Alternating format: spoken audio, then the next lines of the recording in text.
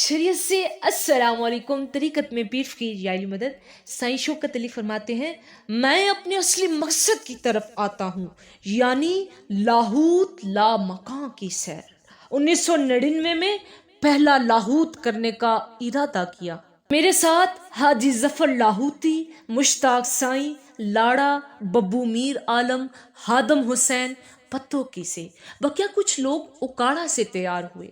भाई अख्तर लाइटों वाले, अमीर हमजा, पोले शाह हमें अलविदा करने की नीयत से साथ चले, जो वापसी का इरादा करते करते हमारे साथ ही लाहूत लामकां पहुंच गए। रात को एक मलंग साबर नामी आफशाह जमाल लाहौर का आया।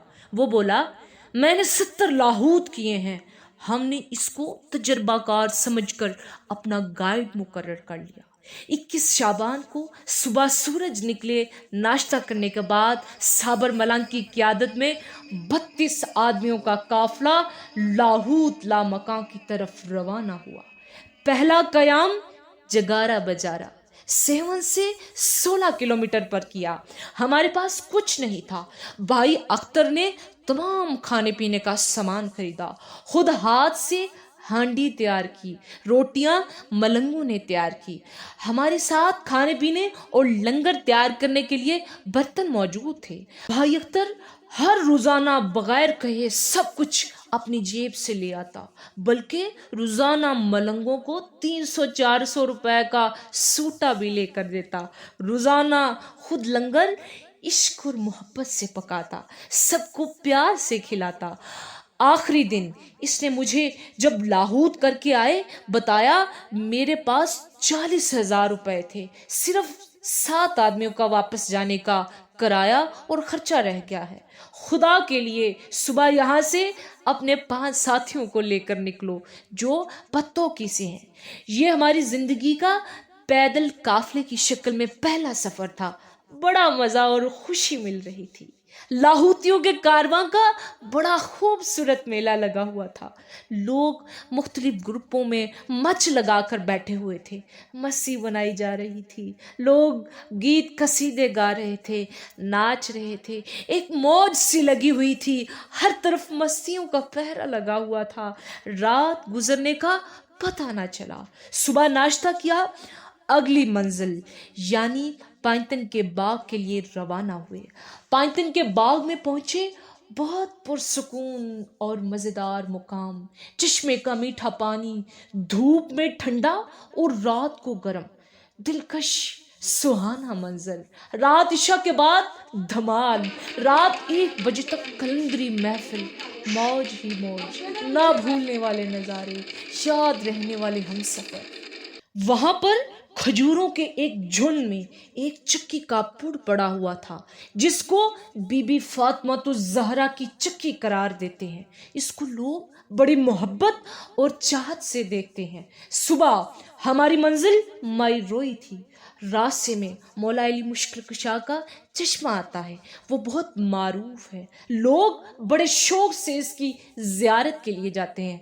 हम भी वहाँ आधे घंटे के लिए रुके, इसका पानी पिया, इस पर बड़े नारे लगाए। जब नारा लगाते ऐसा लगता जैसे पानी और जोश से ऊपर उछलता है। इससे आगे एक पहाड़ी आती है। जब इस पर पहुंचे, वहां पर झगड़ा शुरू हो गया। काफले वालों ने साबर मलंग के खिलाफ भाई अख्तर के पास शिकायत शुरू कर दी। किसी ने कहा इसने मुझसे 1000 रुपये लिए हैं, किसी ने कहा 500, एक ने कहा मुझसे 1 डंडा गोल्ड लीफ का मंगवाया है, एक बोला इसने मुझसे साबुन और तेल मंगवाया है। भाई अख्तर को इसकी कार्रवाई का इल्म हुआ, वो बहुत गुस्से में आ गया। उसने साबर की तलाशी ली, सब कुछ बरामद हो गया। सब कुछ बरामद हो गया। भाई अख्तर ने उसकी जेब से तमाम पैसे निकलवा कर सबको वापस किए। बोला, ये देखो, ये 70 लाहूत करने वाला फकीर है जो दूसरों से झूठ बोलकर माल ठग रहा है। उसका सामान पहाड़ी से नीचे फेंका और उसे भगा दिया।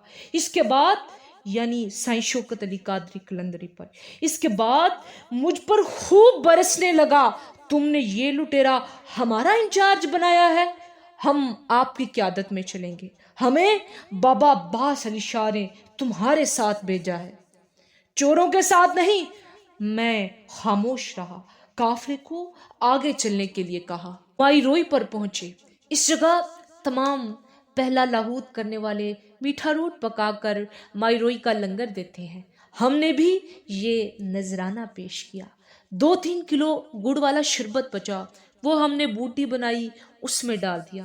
میں نے پیاس بہت زیادہ لگی ہوئی تھی، 2 کلو پانی پی لیا۔ اس جگہ کے متعلق یہ روایت ملتی ہے، یہ دمگیر بادشاہ کا علاقہ تھا۔ اس نے یا علی پاک کو پکڑ کر زنجیروں سے ایک درخت جنڈ کے ساتھ باندھ دیا۔ یا علی نے جوش میں آ کر نعرہ تکبیر بلند کیا، زنجیریں ٹوٹ گئیں، درخت جڑوں سے اکھڑ گیا۔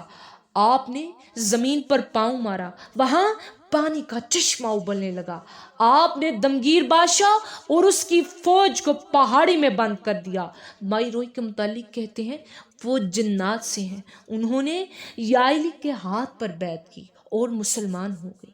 اصل بات خدا بہتر جانتا ہے۔ اس کو جاتے ہوئے یا علی نے کہا، یہاں لاہوتی آیا کریں گے، تیرا لنگر دیا کریں گے، تیرا نام زندہ رہے گا۔ اگلی صبح جب ہم بگا شیر پر پہنچے، میرے پیٹ میں بہت درد تھا۔ میری ڈیوٹی لکڑیاں لانے والوں کے ساتھ لگی، وہاں مجھے زبردست موشن آنے لگے۔ اس جگہ یہ سنا صاحب مزار بزرگ پچھلی رات شیر کی صورت میں زیارت کرواتے ہیں، لیکن ہمارے ساتھ ایسا نہ ہوا۔ دربار سے تقریباً کلومیٹر کے فاصلے پر پہاڑی کے اوپر ہاہوت کرنے کی جگہ دیکھی، وہاں پر تقریباً مرلہ مرلہ جگہ بنی ہے۔ ایک کو یا علی کا اکھاڑا قرار دیتے ہیں، کہتے ہیں کہ یہاں پر بگا شیر اور یا علی آپس میں زور آزمائی کرتے تھے۔ دوسرے کو آدم علیہ السلام کے ہل چلانے کی جگہ کہتے ہیں۔ ہاہوت کا مقام عجیب و غریب ہے۔ صاف جگہ پر تقریباً 15 انچ قطر کا سوراخ ہے۔ پہلی نظر اس کو دیکھنے سے بہت خوف پیدا ہوتا ہے، نہ جانے نیچے کیا ہے۔ لوگوں کے حوصلہ افزائی کرنے پر نیچے اترے۔ 8 فٹ نیچے جانے کے بعد شمال کی جانب کو ایک 15 فٹ غار، جس میں دائیں شانے پر چلنے کے بعد دڑاڑ نما راستے سے باہر نکلے۔ ملنگ نعرے لگا لگا کر خوش آمدید کہہ رہے تھے، مبارک دے رہے تھے۔ جدھر نکلے درمیان سے پہاڑی پھٹی ہوئی تھی، 7-8 فٹ چوڑا، 50 فٹ لمبا بازار سا بنا ہوا تھا۔ اس کو بازار مصطفیٰ اور خریدار خود خدا کہتے ہیں۔ بڑی مشکل اور تکلیف سے ہاہوت کیا۔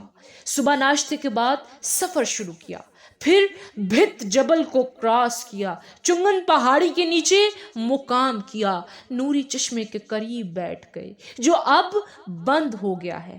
ایک 7-8 فٹ پتھر کے نیچے ایک پیالہ بنا ہوا تھا، اس میں پانی بھرا ہوا تھا۔ ہزاروں لوگ پانی پیتے تھے، لیکن پانی اتنا ہی رہتا جتنا پہلے تھا۔ عجیب حیرت زدہ راز تھا۔ اس کے بعد جس جگہ کو کھود کر چھوٹا سا 3 فٹ گہرا گڑھا بناتے، وہ وہیں پانی سے بھر جاتا۔ ہم نے بھی اپنے قافلے کے پاس 3 گڑھے بنائے، جن سے پانی لے کر برتن وغیرہ دھوتے رہے۔ رات کو وہاں کا ماحول بہت ہی خوف زدہ تھا، ہر طرف سناٹا، ایسے لگتا تھا جیسے یہاں پر کوئی جنات کا پہرا لگا ہوا ہے۔ میں نے تمام ساتھیوں سے کہا، سو جاؤ، کچھ نہیں ہوتا، یعنی سائیں شوکت علی قادری قلندری نے۔ میں نے تمام ساتھیوں سے کہا، سو جاؤ، کچھ نہیں ہوتا، گھبراؤ نہیں، میں جاگ رہا ہوں۔ میں نے ساری رات بہت کچھ دیکھا۔ 2 سانپ ہمارے قافلے کے نزدیک آئے، آ کر چلے گئے۔ میں خاموشی سے دیکھتا رہا، کسی کو نہ جگایا۔ صبح ناشتہ کرنے کے بعد ہم نے اپنی اپنی بوتلوں میں پانی بھرا اور چگن پہاڑی پر چڑھنا شروع کیا۔ 8 بجے چڑھائی پر سفر شروع کیا۔ 12:30 بجے اس کے سر پر پہنچے۔ یہ وہ مقام تھا یہاں لوگ ایک دوسرے کو ایک گھونٹ پانی پلانے سے بھی گریز کرتے تھے۔ نفسا نفسی کا عالم، انتہائی امتحان کی جگہ۔ یہ پورے راستے میں سب سے مشکل کام تھا۔ جب نیچے اترے پتہ بھی نہ چلا کب نیچے پہنچ گئے۔ اب پہلے والی مشکلات نہیں رہی۔ جگہ جگہ گورنمنٹ پاکستان آرمی نے پانی کے ٹینکرز رکھ دیے ہیں، راستے کو وسیع اور آسان بنا دیا ہے۔ 2005 میں جب ہم گئے تو لوگ گاڑیوں میں سفر کر رہے تھے۔ صرف چنگن پہاڑی پر سڑک نہیں تھی، اس پر بھی راستہ صاف اور آسان بنایا جا چکا تھا۔